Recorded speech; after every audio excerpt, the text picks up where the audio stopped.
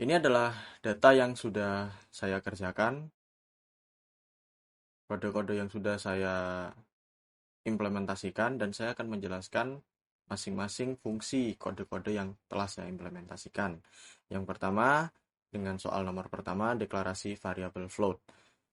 Penjelasan kode, public class float data berfungsi untuk membuat kelas bernama float data. Yang kedua, public static void main berfungsi untuk metode utama yang pertama kali dijalankan pada program Java. Yang ketiga, float struktur baris 12,5F berfungsi untuk mendeklarasikan variabel bertipe float untuk menyimpan bilangan desimal. Dan yang keempat, sistem out print struktur baris menampilkan isi variabel ke layar atau output. Saat program dijalankan, Java membuat variabel struktur baris lalu menyimpan nilai 12.5. Setelah itu, nilai tersebut ditampilkan ke layar menggunakan sistem out print in seperti berikut. 12,5. Untuk soal nomor 2, string data.java. Untuk penjelasan kode, string yang pertama berfungsi untuk tipe data yang digunakan untuk menyimpan teks atau kumpulan karakter. Dan yang kedua, susunan kata baru. Berfungsi untuk sebagai nama variabel string. Dan yang ketiga, pemrograman struktur data Java. Berfungsi sebagai nilai teks yang disimpan dalam variabel. Dan yang keempat, sistem out print in. Berfungsi sebagai digunakan untuk menampilkan teks ke layar. Program membuat variabel bertipe string lalu menyimpan teks pemrograman struktur data Java. Setelah program dijalankan, isi variabel akan ditampilkan pada output sebagai berikut. Pemrograman struktur data Java.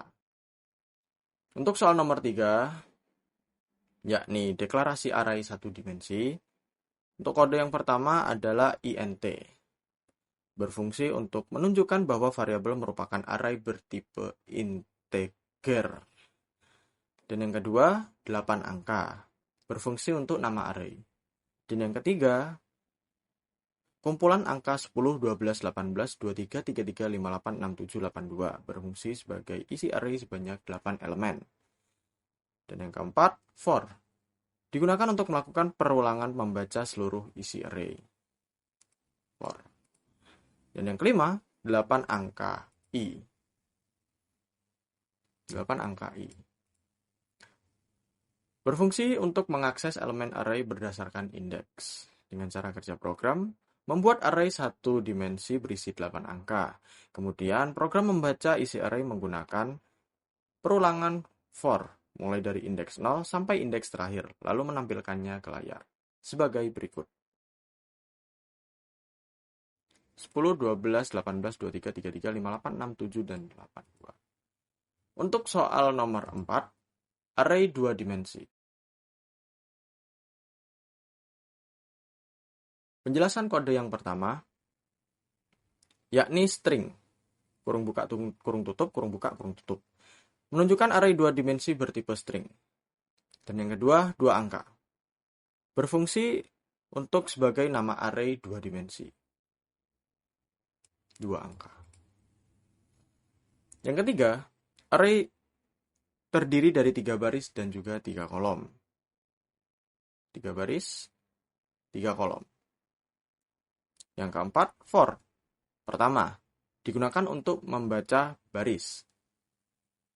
For yang pertama. Dan for yang kedua digunakan untuk membaca kolom.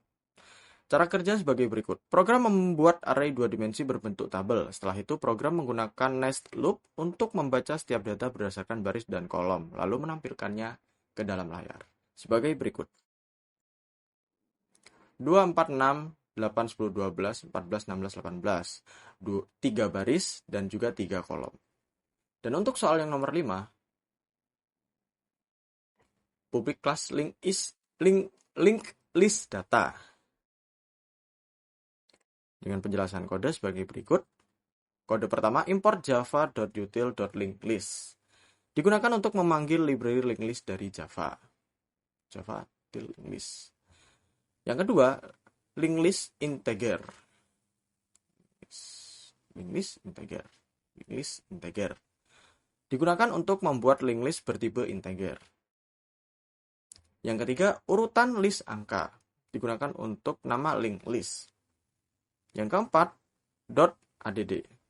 Metode untuk menambahkan data ke linked list. Dengan cara bekerja program, membuat linked list kosong lalu menambahkan data angka satu per satu menggunakan metode add. Setelah semua data masuk, isi linked list ditampilkan ke layar sebagai berikut. 15, 28, 33, 47, 59. Urutan list angka berdasarkan soal yang telah diberikan. Terima kasih, sekian penjelasan dari saya. Wassalamualaikum warahmatullahi wabarakatuh.